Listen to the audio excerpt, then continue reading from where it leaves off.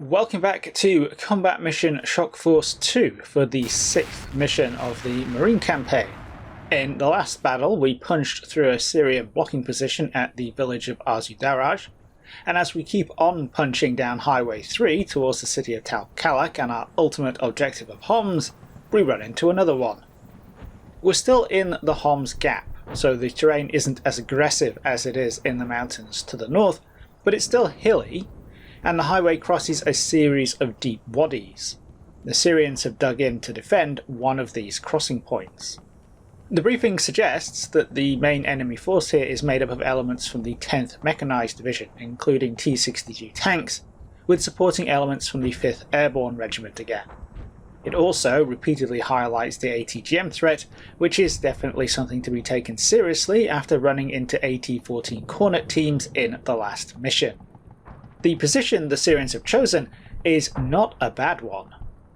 Highway 3 cuts diagonally across the map from bottom left to top right, and we can use that to divide the map into two sections. To the left, we have high ground, essentially a high plateau split by the wadi. This is almost entirely open, though there are some berm-type field boundaries, some undulations creating dead ground, and a few buildings. To the right, we have low ground.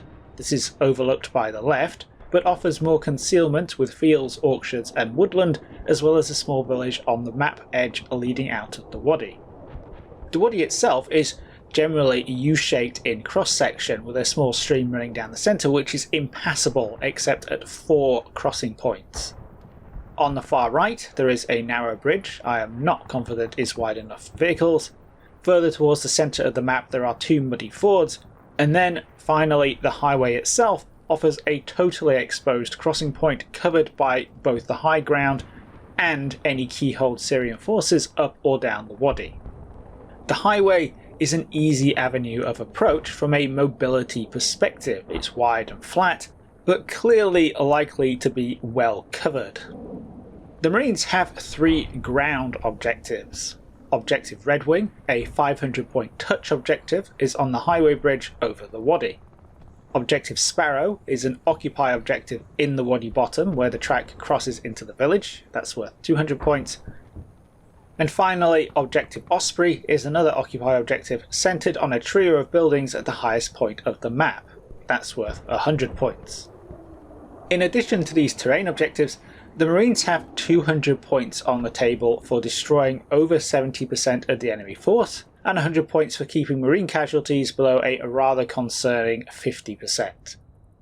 As well as that, the Marines need to keep the momentum up and get armoured units off the far side of the highway, so we have an exit objective as well, which will involve getting vehicles across that hideously exposed bridge with enough time spared to go up the other side of the wadi and enter the exit zone. Starting off on the map are the snipers and LAV platoon. The LAV platoon is down 1 vehicle, a scout team and a few Marines after the losses in the last mission. The snipers are also a little under strength after taking casualties, but they've already infiltrated their way forward.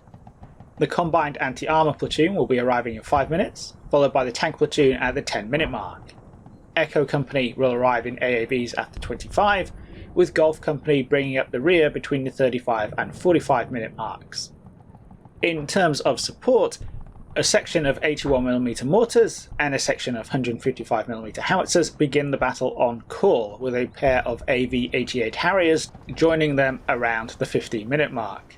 So no helicopters, they're busy screening to the north, but Marine fixed-wing aviation is now able to operate out of captured airfields back on the coastal plain. There are 2 hours on the clock for this mission, so plenty of time again, and I suspect I might need it. The 3 major differences between this mission and the previous ones are the more limited artillery support, only 1 howitzer section instead of 2, or, to put it another way, only 120 rounds instead of 240, the fact that this battle is taking place in daylight, and I will be able to leverage the Marines' advantage in night optics, and that this terrain is probably going to force some closer range engagements. I'm expecting the enemy defence to be on the far side of the wadi. This is functionally a forward slope on the right, but a counter slope on the left and the far right down by Objective Sparrow. I'll need to clear both those areas in order to safely cross the bridge, plus deal with any enemy assets directly opposite, Exactly how I approach this is going to depend a lot on how the Syrians have set up. With the snipers starting off in or very close to their observation posts on the left and in the centre, the enemy's defensive layout soon becomes pretty obvious. The forward slope ahead is lined with BTRs, trenches and foxholes, all deployed in an arc running from the Wadi on the left, across the highway in front of Objective Osprey, and down to the village and Objective Sparrow on the right. This is supplemented by a small detachment on my side of the bridge, a couple of T-62Ms and some recon troops with the BRDM, but otherwise it looks like the entire enemy force is laid out on that forward slope for a stand-up fight. It's not long until I get a taste of this. The buildings in Objective Osprey are a prime spot for enemy forward observers, and given the trouble I got from their mortars in the last mission, I want to discourage them early on. With the LAV-AT a little bugged and not great at much else, I decide to roll it forward and put a couple of tow missiles into those buildings. The LAV decides to engage a BTR at spots on the objective instead, is narrowly missed by a round from an SPG-9 recoilless rifle, and is then hit in the face by an AT-4 ATGM. Looking on, the snipers quickly start picking out Syrian AT-4 teams scattered across the slope. The AT-4 Conquers, not to be mixed up with the M136 AT-4 one-shot disposable infantry anti-tank weapon, is broadly analogous to the American TOW. It's got a maximum range of 2,500 meters, more than enough to dominate this map, sack-loss guidance and a chunky warhead. Definitely not as scary as the AT-14, it'll need to get lucky to penetrate an Abrams in its frontal arc, but there's plenty of exposed ground I will ultimately need to cover here. LAVs, AAVs and Humvees will all be very vulnerable to the AT-4s, but the alternative to using them to advance would be to send the infantry out dismounted. That would be much slower, and they'd be exposed to the enemy's mortars. So we have a bit of a catch-22 here. This is exactly the kind of dilemma a defender wants to inflict on an attacker, with multiple different types of weapon systems synergizing to cover each other's weaknesses. Add in the terrain, which in this case reduces engagement ranges, and the time of day, which negates a lot of Blue's sensor overmatch, and we've got a nice little tactical problem. The key to unlocking this is going to be neutralizing the AT-4s. Once they're out of the picture, I'll have gained some freedom of maneuver. So it's time to go to work. I want to deal with the enemy in as standoff a way as possible, so that means using the snipers in the centre to direct artillery and mortar fire on identified ATGM positions. On the left, up on the plateau, the snipers don't have as good a view. Sticking to some irrigation trenches around an orchard, they're too far away from the edge of the plateau to see into the centre, and they're close enough to enemy forces on the other side of the Wadi on the left to make me cautious about moving them up into some nearby buildings. Those same buildings do, however, create a keyhole which they can use to control engagements. Getting one of the teams into that position where they can selectively engage one of the AT-4 teams quickly results in one neutralised ATGM. Once the CAAT and the Abrams arrive, I have a couple more options. The Syrians are already starting to mortar some of the sniper teams, so I really do want to get some rounds into those buildings on Objective Osprey. Conducting some pop-up attacks with the Abrams, rolling into hull down positions and firing a couple of shots before reversing back down not only allows me to do this, but also creates some bait for the enemy ATGMs. Clearly, they may well see and engage the Abrams, but I've only ordered them to stay up for 15 seconds, and that's a long time for an AT-4 team to make the spot, aim their weapon, launch, and then guide a missile in. In other words, my tanks are pretty safe, and I'm able to encourage a couple more ATGM teams to give their positions away by firing off missiles that don't have a lot of hope of connecting. As enemy losses gradually mount up, the threat recedes, and I'm able to both become more audacious and start thinking about other targets. Primarily, this means going down the hit list to the next concern, the Syrian T-62Ms. Aside from the two on the highway, there are two more in position to put flanking fire on the bridge from the top of the Wadi and Objective Sparrow, respectively. These are pretty much untouchable for the time being, thanks to the ground, So I focus my attention on the highway. Rolling the Abrams forward, the left T-62 on the bridge gets the first shot off, but hits a bump in the road surface I'm using to stay hull down. The Abrams reciprocates and knocks it out. It's not like the Syrians aren't active here.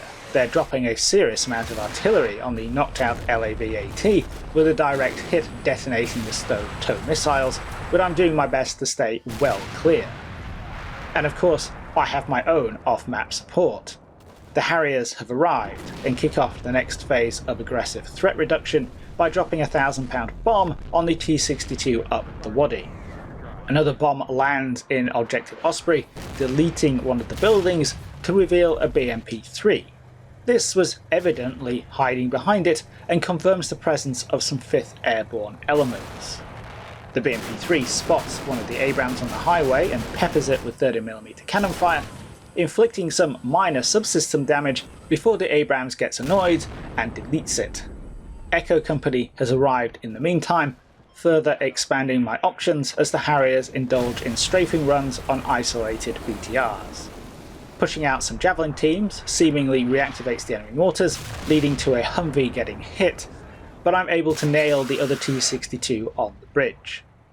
After about 45 minutes of steadily knocking out enemy assets, they get some reinforcements.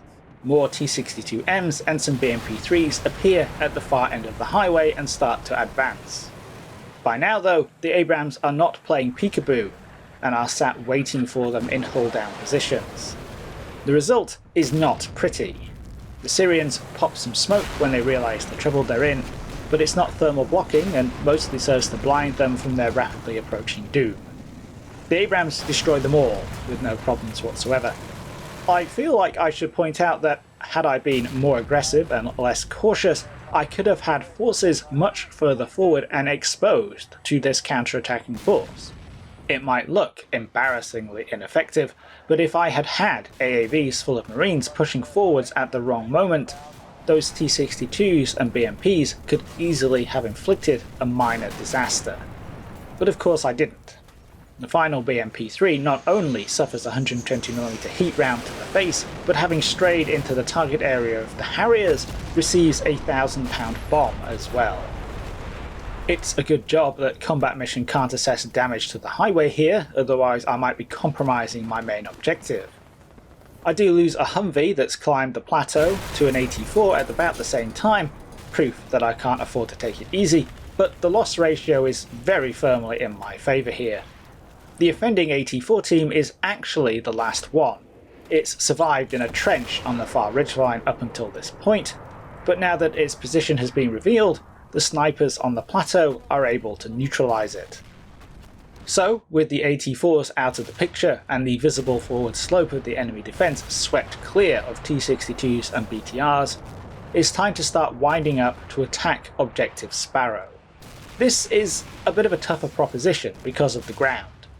Although they've been savaged by the Harriers, as witnessed by a succession of gigantic craters, enemy infantry remains clinging on inside buildings and trenches, backed up by the last T-62M and a BTR. From their positions in the base of the Wadi, they can mount a short-ranged counter-slope defence. This is essentially a forward slope defence in range of a reverse slope. The defenders can mass their firepower by essentially stacking units up on the forward slope, whilst remaining protected by the reverse slope ahead of them. This is close enough that any of my forces cresting that reverse slope and advancing down towards the Wadi bottom will be coming under fire within a couple of 100 metres. Definitely close enough for effective small arms fire, but also well within effective range of the ubiquitous RPGs. A tough nut to crack then, but like with the overall battle, I have the time and assets to grind down the Syrians' key assets and create the conditions for a successful attack. Over the course of the next 15 minutes, I start to move in. The T-62 receives a Javelin. 2 Marine squads move towards the crest with support from a pair of AAVs, which smother enemy positions with 40mm grenades. The BTR returns fire and some RPGs come my way, but the enemy APC gets knocked out, and just as I'm about to call fire for effect with the 155s and pummel Objective Sparrow, the enemy, somewhat surprisingly, throws in the towel. It's almost a little disappointing. There are still 45 minutes on the clock and I haven't even crossed the Wadi yet. I was winding up to chew through Objective Sparrow, climb the far side, clearing trenches, and then swing into Objective Osprey to unlock the highway for the Abrams. But obviously I'll take a surrender any day. I've lost 13 Marines, half of whom became casualties in the LAV-AT and Humvee knocked out by 84s.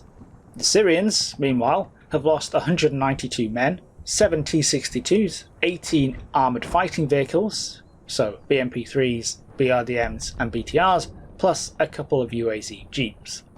Looking at the aftermath, it's probably fair enough for them to have given up. There aren't that many Syrians left on the map, and I could probably have gone much faster if I had needed to. I didn't need to though. I could take my time and dissect the Syrian defence whilst keeping my level of risk very low. In these battles against the AI, I've essentially been trying to play a reconnaissance fires game to peel the enemy defence, slicing away key assets and shaping the battlefield to create the conditions for success before becoming decisively engaged. This was a little harder than last time, thanks to the terrain and the way the Syrians tried to exploit it. I have a feeling it's going to get more difficult as the campaign goes on, and I'm going to have to fall back on the more dangerous direct approach. We'll see if that's the case in the next mission as we plough forwards down the highway. Hope you all enjoyed this and found it interesting.